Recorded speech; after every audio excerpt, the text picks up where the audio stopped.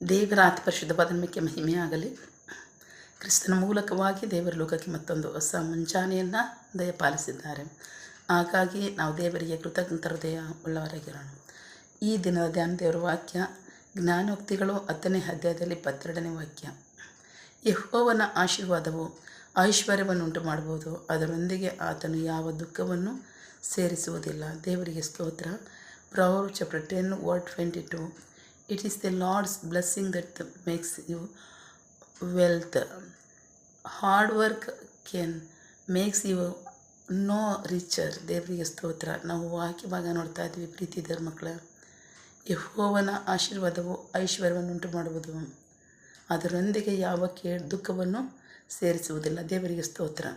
ಕರ್ತನು ನಮ್ಮ ಜೀವಿತದಲ್ಲಿ ಆಶೀರ್ವದಿಸುವುದಾದರೆ ನಮ್ಮ ಕಷ್ಟಾರ್ಜಿತಗಳನ್ನ ನಾನು ಆಶೀರ್ವದಿಸ್ತೀನಿ ಅಂತ ಹೇಳಿರೋದು, ನಿಮ್ಮ ಕೈ ಫಲಗಳನ್ನ ನಾನು ಆಶೀರ್ವದಿಸ್ತೀನಿ ಅಂತ ಹೇಳಿರೋದು. ಸೊ ಹಾಗಾಗಿ ದೇವರು ನಮ್ಮನ್ನು ಆಶೀರ್ವದಿಸೋದಾದರೆ ಅದರಲ್ಲಿ ಯಾವ ಕೇಡು ಇರಲ್ಲ. ಅದು ಮಾತ್ರ ಅಲ್ಲ, ಅದಕ್ಕೆ ಕಾವಲುಗಾರರೇ ಬೇಕಾಗಿರಲ್ಲ, ದೇವರೇ ಅದಕ್ಕೆ ಕಾವಲುಗಾರರಾಗಿರ್ತಾರೆ. ಅಷ್ಟು ಮಾತ್ರ ಅಲ್ಲ, ಅದು ನಮಗೆ ಯಾವ ಭಯವನ್ನು ಉಂಟು ಮಾಡಲ್ಲ, ನಮ್ಗೆ ಯಾರಿಗೂ ಸಹ ಅದು ನಿದ್ದೆಗೆಡಿಸಲ್ಲ. ಯಾಕೆಂದರೆ ದೇವರು ಕೊಟ್ಟಿದ್ದಾರೆ, ನಾನು ಕಷ್ಟಾರ್ಜಿತನೇ ಅವ್ರು ಕೊಟ್ಟಿದ್ದಾರೆ. ಅಷ್ಟು ಮಾತ್ರ ಅಲ್ಲ, ದೇವರು ಕೊಟ್ಟಿರೋದು, ದೇವರೇ ಕಾವಲುಗಾರರಾಗಿರ್ತಾರೆ. ಸೊ ಹಾಗಾಗಿ ಅದಕ್ಕೆ ಕಾವಲುಗಾರರು ಬೇಕಾಗಿಲ್ಲ, ಭಯನೂ ಇರಲ್ಲ, ಆಶೀರ್ವಾದ ಇರುತ್ತೆ, ಸಮಾಧಾನ ಇರುತ್ತೆ, ನೆಮ್ಮದಿನೂ ಇರುತ್ತೆ. ದೇವರಿಗೆ ಸ್ತೋತ್ರ. ಬೈಬಲ್ನಲ್ಲಿ ಕೆಲವು ಉದಾಹರಣೆಗಳು ನೋಡೋಣ. ಸೌಲನ್ನು ಅರಸನನ್ನಾಗಿ ಮಾಡಿದಾಗ, ಇಸ್ರಾಯೇಲರಿಗೆ ಮೊದಲನೇದಾಗಿ ಸೌಲನ್ನು ಅರಸನನ್ನು ಮಾಡಿದಾಗ ದೇವರು ಸೌಲನಿಗೆ ಯಾವುದೇ ಯುದ್ಧ ತರಬೇತಿ ಹೊಂದಂತಹ ಅರಸನೂ ಅಲ್ಲ. ಇಸ್ರಾಯೇಲ್ ಜನರಿಗೆ ಪಾಪ ಯಾವ ಯುದ್ಧ ತರಬೇತಿ ಇದ್ದವರಲ್ಲ. ಆದರೆ ಅಮಾಲೇಕ್ಯರು ಬಹಳ ಯುದ್ಧವೀರರು, ತರಬೇತಿ ಹೊಂದಿದಂಥ ನಾಯಕರುಗಳು ಅವರೆಲ್ಲ, ಸೈನಿಕರು. ಸೊ ಅವ್ರ ಜೊತೆ ಯುದ್ಧ ಮಾಡುವಂಥ ಸನ್ನಿವೇಶದಲ್ಲಿ ನ್ಯಾಯಸ್ಥಾಪಕರ ಕಾಲದಲ್ಲಿ ಇವರೆಲ್ಲ ಬಹಳವಾಗಿ ಹಿಂಸೆಪಡಿಸಿದರು ಇಸ್ರಾಯೇಲರನ್ನ. ದೇವರು ಅರಸನನ್ನು ಕೊಟ್ಟಂಥ ಸನ್ನಿವೇಶದಲ್ಲಿ ಯುದ್ಧ ಬಂದಾಗ ಅಮಾಲೇಕ್ಯರ ಜೊತೆ ಯುದ್ಧ ಕಳಿಸಿದಾಗ ಅಮಾಲೇಕ್ಯರು ಸೋಲ್ತಾ ಇದ್ದಾರೆ. ಇವರೇನೋ ಗೆಲ್ತಾ ಇದ್ದಾರೆ ಇಸ್ರಾಯೇಲರು. ಸೊ ದೇವರು ಹೇಳಿದ್ರು, ಅಮಾಲೇಕ್ಯರು ನಿಮ್ಮನ್ನು ಎಷ್ಟು ಹಿಂಸೆಪಡಿಸಿದ್ದಾರೆ ಅಂತ ನೋಡಿದ್ದೀನಿ, ಈ ಯುದ್ಧಕ್ಕೆ ಅವ್ರು ಬಂದಿರುವಾಗ ನೀವು ಯುದ್ಧಕ್ಕೆ ಹೋಗಿದ್ದೀರಾ, ಅವ್ರನ್ನ ಸಂಪೂರ್ಣವಾಗಿ ಸೋಲಿಸಿ ನೀವು ಅಂತ. ದೇವರಿಗೆ ಸ್ತೋತ್ರ. ಆದರೆ ಅರಸನಂಥ ಸೌಲನು ಯುದ್ಧದಲ್ಲೇ ಜಯ ಹೊಂದಿದಾಗಲೇ ಯುದ್ಧ ಮುನ್ನಡೆತಿದ್ದಾಗಲೇ ಅವನೇನು ಮಾಡ್ದ, ಅವರಲ್ಲಿದ್ದಂಥ ಐಶ್ವರ್ಯವನ್ನು ನೋಡಿ ಆಸೆಪಟ್ಟು ಕಪ್ಪ ಕಾಣಿಕೆಗೆ ಒಪ್ಕೊಂಡ. ಅವರು ಕೊಟ್ಟರು. ಯಾಕೆಂದರೆ ಯುದ್ಧ ಅಂತ ಬಂದಾಗ ಅದು ಇದ್ದೇ ಇರುತ್ತಲ್ಲ, ಸಂಧಾನ ಕಪ್ಪ ಕಾಣಿಕೆ ಅಂತ ಇದ್ದಿರುತ್ತಲ್ಲ. ಸೊ ತಂದಿಟ್ಕೊಂಡ್ರದನ್ನ ಅವ್ನು ಇಸ್ಕೊಂಡ್ಬಂದ. ದೇವರು ಪ್ರವಾದಿ ಮೂಲಕವಾಗಿ ಹೇಳಿಸ್ತಾನೆ ಇದ್ದಾರೆ, ನಿಮ್ಮನ್ನು ಎಷ್ಟು ಹಿಂಸೆಪಡಿಸಿದ್ದಾರೆ, ಅವರು ಸೋಲಿಸಿ ಅವ್ರನಿಗೆ ನಾನು ಸಹಾಯ ಮಾಡ್ತಾ ಇದ್ದೀನಲ್ಲ ಅಂತ. ಇವನು ಸೋಲಿಸಲಿಲ್ಲ, ಸಂಪೂರ್ಣವಾಗಿ ಅವರಿಂದ ಬಂದಂತಹ ಕಪ್ಪ ಕಾಣಿಕೆ ತಗೊಂಬಂದ. ತಕ್ಷಣವೇ ಸಮುವೇಲ ಪ್ರವಾದಿನ ಕಳಿಸಿ ದೇವರು ಹೇಳಿದ್ರು, ನೀನು ಹಿಂಗೆ ಮಾಡಿದ ತಪ್ಪಾಯಿತು, ನಿನ್ನನ್ನು ಅರಸತನದಿಂದ ದೇವರು ತಳ್ಳಿ ಹಾಕಿದ್ದಾರೆ ಅಂತ. ಅಗಂದಾಕ್ಷಣಕ್ಕೆ ಅವನು ಅರಸನಾಗಿರಲ್ವ? ಖಂಡಿತವಾಗ್ಲೂ ಅರಸನಾಗಿದ್ದ. ಕನಿಷ್ಠ ಒಂದು 3 ವರ್ಷ ಅರಸನಾಗಿದ್ದಾಗಲೇ ಅವನು ದೇವರಿಗೆ ಅವಿಧೇನ ಆದಮೇಲೆ ಸುಮಾರು 37 ವರ್ಷಗಳವರೆಗೂ ಅವನು ಅರಸನಾಗಿ ಮುಂದುವರೆದ. ಯಾವ ಆಶೀರ್ವಾದವೂ ಇಲ್ಲದೆ ಕಷ್ಟ, ಹಿಂಸೆ, ಹೋರಾಟ, ದ್ವೇಷ, ಅಸೂಯೆನಲ್ಲೇ ಅವನು ಅರಸನಾಗಿ ಮುಂದುವರೆದ. ಅಂತಿಮವಾಗಿ ಅವನು ಘನಘೋರವಾಗಿ ಕೊಲ್ಲಲ್ಪಟ್ಟ. ದೇವರಿಗೆ ಸ್ತೋತ್ರ. ಅದಕ್ಕೆ ಮುಖ್ಯ ಅಲ್ಲ. ಈಗ ಇನ್ನೊಂದು ವಿಷಯ ನೋಡೋಣ. ದಾವೀದ ಸೊಲೊಮೋನ ಅರಸನ ದೇವರೇ ಆಶೀರ್ವದಿಸಿದ್ರು, ದೇವರೇ ಕಾವಲುಗಾರರಾಗಿದ್ದರು. ಸೊಲೊಮೋನ ಅರಸನನ್ನು ಇಡೀ ಜಗತ್ತಿನಲ್ಲೇ ಇನ್ನಿಲ್ಲ ಅನ್ನೋಷ್ಟು ಮಟ್ಟಿಗೂ ಐಶ್ವರ್ಯವನ್ನು ಕೊಟ್ಟು ಆಶೀರ್ವದಿಸಿದ್ರು. ಜಗತ್ತಿನ ಎಷ್ಟೋ ಅರಸರುಗಳು ಹೋಗಿ ಅವನ ಐಶ್ವರ್ಯವನ್ನು, ಅವನ ಜ್ಞಾನವನ್ನು ಹೋಗಿ ನೋಡ್ತಾ ಇದ್ರು ಅಂತ ವಾಕ್ಯ ಹೇಳುತ್ತೆ. ಸೊ ಅದು ದೇವರಿಂದ ಬಂದ್ರಿಂದ ಅವನಿಗೆ ಕಾವಲುಗಾರರು ಬೇಕಾಗಿರಲಿಲ್ಲ, ಅವನಿಗೆ ಯಾವ ದ್ವೇಷನೂ ಇರಲಿಲ್ಲ, ಅಸೂಯೆನೂ ಇರಲಿಲ್ಲ, ಭಯನೂ ಇರಲಿಲ್ಲ, ಸಮಾಧಾನವಾಗಿ ನಡ್ಕೊಂಡು ಹೋದ. ಅದೇ ಹಿಜ್ಕೀಯ ಅರಸನು ದಾವೀದನ ನಂತರ, ಸೊಲೊಮೋನ ನಂತರ, ಅವನ ಮಕ್ಕಳ ನಂತರ ಹಿಜ್ಕೀಯ ಅರಸನ ಬಂದಾಗ, ಹಿಜ್ಕೀಯ ಅರಸನು ದೇವರಿಗೆ ನಂಬಿಕಸ್ಥ ನಡ್ಕೊಂಡಿರ್ಬೋದು ಅಷ್ಟೇ, ಆದರೆ ಅದರಲ್ಲಿ ಪರಿಪೂರ್ಣತೆ ಇರಲಿಲ್ಲ. ಅವನೊಮ್ಮೆ ಬಾಬಿಲೋನ್ನವ್ರಿಗೆ ಎದುರ್ಕೊಂಡೋದ್ರ ಮಿತವಾಗಿ ಬಾಬಿಲೋನ ಅರಸರು ತಂತ್ರದಿಂದ ಬಂದ್ಬಿಟ್ಟು ಅವನಲ್ಲಿ ಒಂದು ಪ್ರವಾಸಿಗಳಾಗಿ ಬರ್ತಾರೆ. ಪ್ರವಾಸಿಗಳಾಗಿ ಬಂದು ಅವನ ಎಲ್ಲ ಐಶ್ವರ್ಯವನ್ನು, ಅರಮನೆಯನ್ನು, ಅಲ್ಲಿರ್ತಕ್ಕಂಥ ಖಜಾನೆಯನ್ನು ಸಹವಾಗಿ ದೇಶವನ್ನೆಲ್ಲ ವೀಕ್ಷಣೆ ಮಾಡಿ ನೋಡ್ತಾರೆ.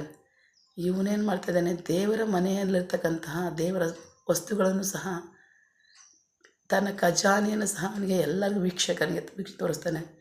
ಅದು ದೇವರಿಗೆ ಗೊತ್ತಾಯಿತು. ತಕ್ಷಣ ಪ್ರವಾದಿನ ಕಳಿಸಿದ್ರು, ನೀನು ಏನೇನು ತೋರಿಸಿದೀಯ ಅವ್ರಿಗೆ ಅಂತ. ಅವನು ಹೇಳ್ದ, ಈ ಎಲ್ಲವನ್ನು ನಾನು ತೋರಿಸಿದ್ದೀನಿ ಅಂತ. ಭಾಳ ನಂಬಿಗಸ್ತ ಅಂತ ಅವನು ಅಂದ್ಕೊಂಡಿರ್ಬೋದು.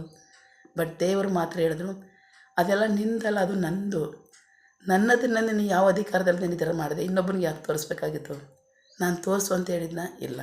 ಸೊ ನೀನು ಹಂಗೆ ಮಾಡಿದೀಯಾ? ಆ ಎಲ್ಲ ವಸ್ತುಗಳು ಸಹ ಅನ್ಯ ದೇಶಕ್ಕೆ ಒಯ್ತಾ ಇದ್ದ. ಎಲ್ಲಿಗೆ? ಅವ್ರಿಗೆ ಒಯ್ತಾ ಇದ್ದ. ದೇವರಿಗೆ ಸ್ತೋತ್ರ. ಸೊ ಹಾಗಾಗಿ ಇವತ್ತು ಐಶ್ವರ್ಯದ ನಿಮಿತ್ತವಾಗಿ ಕೆಲವರು ಅಹಂಕಾರ ಪಡ್ತಾರೆ, ತೋರಿಸ್ಕೊತಾರೆ. ಕೆಲವರು ದೇವರು ಕೊಟ್ಟಿರ್ತಕ್ಕಂಥದ್ದನ್ನು ಭಯಭಕ್ತಿನಲ್ಲಿರ್ತಾರೆ. ಇನ್ನು ಕೆಲವರು ದೇವ್ರಿಗೆ ಇಷ್ಟ ಇರೋದ್ರಲ್ಲಿ ದುರಾಸೆ ಪಟ್ಟು ಅದರಿಂದ ವಂಚಿತರಾಗ್ತಾರೆ. ಆದರೆ ಒಂದು ಸತ್ಯ, ದೇವರನ್ನೇ ಅವಲಂಬಿಸ್ಕೋಬೇಕು. ತಾಳ್ಮೆ, ಸಮಾಧಾನ ಇದೆಲ್ಲ ದೇವರು ಕೊಟ್ಟಿದ್ದಾರೆ. ನಾವು ನಂಬಿಗಸ್ತರ ಹಿಡ್ಕೊಳ್ಳೋಣ. ಸೊ ಇದನ್ನು ನಾವು ಜಾಗೃತಿಯಿಂದ ಕಾಪಾಡ್ಕೊಳ್ಳೋಣ, ಭಯಭಕ್ತಿಯಿಂದ ಕಾಪಾಡ್ಕೊಳ್ಳೋಣ ಅಂತ ಯಾರೆಲ್ಲ ಅಂದ್ಕೋತಾರೆ ಅವ್ರು ನಿಶ್ಚಯವಾಗಿ ಇನ್ನೂ ಅಭಿವೃದ್ಧಿ ಹೊಂದ್ತಾರೆ. ಯಾರೆಲ್ಲ ಅಹಂಕಾರ ಪಟ್ಕೋತಾರೆ, ಮನುಷ್ಯರಲ್ಲಿ ಆಸಕ್ತಿ ಉಳ್ಳವರಾಗುತ್ತೆ, ಮನುಷ್ಯರಲ್ಲಿ ವಿಶ್ವಾಸ ಗಳಿಸ್ಕೊಳ್ಳೋದಕ್ಕೆ ಪ್ರಯತ್ನ ಪಡ್ತಾರೆ, ದೇವರು ಅದೆಲ್ಲವನ್ನು ತೆಗೆದಾಕ್ತಾರೆ. ಸೊ ಅಂಥ ಜೀವಿತಗಳನ್ನ ನಾವು ಅವತ್ತು ಮಾತ್ರ ಅಲ್ಲ, ಇವತ್ತು ನೋಡ್ತೀವಿ.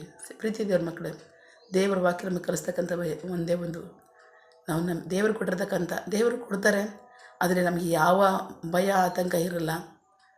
ಸೊ ಅದರಲ್ಲಿ ನಮಗೆ ಯಾವ ಇನ್ನೊಬ್ಬರು ನಮಗೆ ಕಿತ್ಕೋತಾರೆ ಅನ್ನೋ ಭಯನೂ ಇರಲ್ಲ. ಸೊ ಅದು ಅಭಿವೃದ್ಧಿಯನ್ನು ಹೊಂದ್ತಾ ಇರುತ್ತೆ. ಅದಕ್ಕೆ ಕಾರಣ ನಾವು ಭಯಭಕ್ತಿ ಉಳ್ಳವರಾಗಿ ಜೀವಿಸಬೇಕು. ಅವ್ರು ಕೊಟ್ಟಿದ್ದಾರೆ, ನಾವು ಇದನ್ನು ನಂಬಿಗಸ್ತರಾಗಿ ಕಾಪಾಡ್ಕೊಳ್ಳೋಣ, ಭಯಭಕ್ತಿಯಿಂದ ಕಾಪಾಡ್ಕೊಳ್ಳೋಣ. ಸೊ ಆ ಥರ ನಾವು ಜೀವಿಸೋದಾದರೆ ಖಂಡಿತವಾಗ್ಲೂ ಅದು ದೇವ್ರಿಗೆ ಇಷ್ಟ ಆಗುತ್ತೆ. ದೇವರು ನಮ್ಮನ್ನು ಅಭಿವೃದ್ಧಿಪಡಿಸ್ತಾರೆ. ಆಮೇಲೆ ಪ್ರಾರ್ಥಿಕೊಳ್ಳೋಣ. ಸಕಲ ಸೃಷ್ಟಿಕರ್ತನೇ, ಸರ್ವಾಧಿಕಾರಿಯೇ, ಸಾರ್ವಭೌಮನೇ, ಉನ್ನತನೇ, ಮಹೋನ್ನತನೇ, ಮಹಾಪರಿಶುದ್ಧನೇ, ಪ್ರೀತಿ ಸ್ವರೂಪನೇ, ನೀತಿವಂತನೇ, ಅಧಿಪತಿ, ಸೇನಾಧೀಶ್ವರನೇ, ಇರುವಾತನೇ, ಸರ್ವವ್ಯಾಪಿಯೇ. ಸಪ ಇದನ್ನು ವಾಕ್ಯಗಳ ಮೂಲಕವಾಗಿ ನಮ್ಮ ಸಂಗಡ ಮಾತಾಡಿದಂತಹ ನಿಮ್ಮ ಪ್ರೀತಿಗಾಗಿ ನಂಬಿಗಸ್ತಿಗೆ ನಿಮಗೆ ಸ್ತೋತ್ರ. ದೇವರೇ, ನೀವು ಕೊಡ್ತಕ್ಕಂಥ ಆಶೀರ್ವಾದದಲ್ಲಿ ನಿಶ್ಚಯವಾಗಿ ನಮಗೆ ಸಮಾಧಾನ ಇರುತ್ತೆ. ಅಷ್ಟು ಮಾತ್ರ ಅಲ್ಲ, ನಾವು ವ್ಯರ್ಥವಾಗಿ ಮಾಡ್ತಕ್ಕಂಥ ಎಲ್ಲದರಲ್ಲೂ ಸಹ ನಮಗೆ ಭಯನೂ ಇರುತ್ತೆ, ಆತಂಕನೂ ಇರುತ್ತೆ, ಕೇಳಿರುತ್ತೆ. ಬಟ್ ನೀವು ನಮ್ಮನ್ನು ಆಶೀರ್ವದಿಸಿದರೆ ಅದು ಶಾಶ್ವತವಾದ ಆಶೀರ್ವಾದ ಇರುತ್ತೆ. ಅದರಲ್ಲಿ ಸಮಾಧಾನ ಇರುತ್ತೆ, ನೆಮ್ಮದಿ ಇರುತ್ತೆ. ಅದಕ್ಕೆ ಕಾವಲುಗಾರರು ನೀವೇ ಆಗಿರ್ತೀರ. ಸೊ ಹಾಗಾಗಿ ನೀವು ನಮ್ಮನ್ನು ಆಶೀರ್ವದಿಸುವ ಸಮಯದಲ್ಲಿ ಭಯಭಕ್ತಿಯಿಂದಲೂ, ನಂಬಿಗಸ್ತಿಕೆಯಿಂದಲೂ, ಜಾಗ್ರತೆಯಿಂದಲೂ ಕಾಪಾಡಿಕೊಂಡು ಮುಂದುವರೆಯೋದಾದರೆ ನೀವು ಅದರಲ್ಲಿ ಆ ಸಮಾಧಾನವನ್ನು ಇಟ್ಟಿರ್ತೀರ. ಅಷ್ಟು ಮಾತ್ರ ಅಲ್ಲ, ಅಭಿವೃದ್ಧಿಯನ್ನು ಇಟ್ಟಿರ್ತೀರ. ಅದಕ್ಕಾಗಿ ಸ್ತೋತ್ರ. ಆಮೇಲೆ ದಿನಚರ್ಯರ ಕೈ ಮಾಡ್ತಕ್ಕಂಥ ಕೆಲಸವನ್ನು ಆಶೀರ್ವದಿಸು. ಅವರ ಅಗತ್ಯಗಳನ್ನ ಪೂರೈಸು, ಕೊರತೆಗಳನ್ನ ನೀಗಿಸು. ಆಮೇಲೆ ಯಾವ ಕಾರ್ಯದಲ್ಲಿ ಅವರು ನಿರೀಕ್ಷೆ ಉಳ್ಳವರಾಗಿದ್ದಾರೆ, ಆ ಕಾರ್ಯದಲ್ಲಿ ತಕ್ಕ ಸಮಯದಲ್ಲಿ ನಿಮ್ಮ ಚಿತ್ತಾನುಸಾರವಾಗಿ ಅವ್ರದನ್ನು ಹೊಂದ್ಕೊಳ್ಳಿ. ಆಮೇಲೆ ನೀವು ಹಾಗೆ ಮಾಡುವ ಪ್ರೀತಿಗಾಗಿ ನಂಬಿಗಸ್ತಿಗೆ ನಿಮಗೆ ಸ್ತೋತ್ರ. ನಮ್ಮ ಪ್ರಾರ್ಥನೆ ನೀವು ಕೇಳಿದ್ದೀರಾ, ಅದರಂತೆ ನಡೆಸಿರೋದಕ್ಕಾಗಿ ಸ್ತೋತ್ರ. ನಮ್ಮ ಪ್ರಾರ್ಥನೆಯನ್ನು ನಮ್ಮ ರಕ್ಷಕನಾಂತ ಯೇಸು ಕ್ರಿಸ್ತರ ಅತಿ ಪರಿಶುದ್ಧವಾದ ನಾಮದಲ್ಲಿ ಪ್ರಾರ್ಥಿಸಿ ನಿಮ್ಮ ಪಾದಗಳು ಸಲ್ಲಿಸಿ ನಾವು ಬೇಡುವಂತಿದೆ, ಮೆಚ್ಚಿಯೋಳ ತಂದೆ. Amen. God bless you all. ದೇವರು ತಾನೇ ಇದನ್ನು ವಾಕ್ಯಗಳ ಮೂಲಕವಾಗಿ ನಮ್ಮ ಸಂಗಡ ಮಾತನಾಡಿದ್ದಾರೆ, ನಮ್ಮನ್ನು ಆಶೀರ್ವದಿಸಿದ್ದಾರೆ. ಆಮೇನ್. All the best.